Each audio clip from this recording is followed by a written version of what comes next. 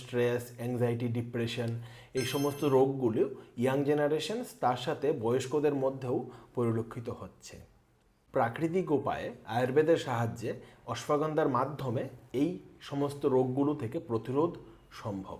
অশ্বগন্ধা এই হার্বসটির কোন পার্ট কাজে লাগে সেটি হলো তার মূল। অশ্বগন্ধার মূল বা রুট ঔষধ হিসাবে বা মেডিসিন হিসাবে ব্যবহৃত হয়।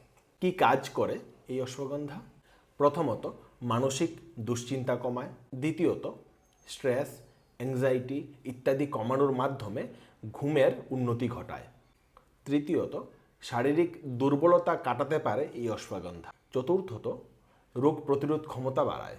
পঞ্চমত অশ্বগন্ধা পুরুষদের শরীরে একটি হরমোন সিক্রেশন স্টিমুলেট করে, সেটি হলো টেস্টোস্টেরন। এই টেস্টোস্টেরন হরমোন সিক্রেট করার জন্য পুরুষদের বন্ধ্যাত্ব বা ইনফার্টিলিটি রোগেরও চিকিৎসা করা যায়।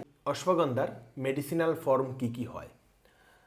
Number 1 ashwagandha powder. দ্বিতীয়ত অশ্বগন্ধা ট্যাবলেট। মার্কেটে বিভিন্ন ঔষধের কোম্পানি এই অশ্বগন্ধাকে ট্যাবলেট এবং পাউডার উভয় ফর্মই প্রস্তুত করে।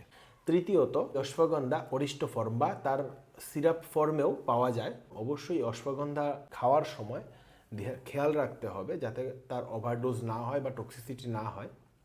তাই ডাক্তারবাবুর পরামর্শ মতোই খাবেন। নিজের মতো করে অনলাইনে বা কোথাও থেকে অর্ডার করে অশ্বগন্ধা খাবেন না।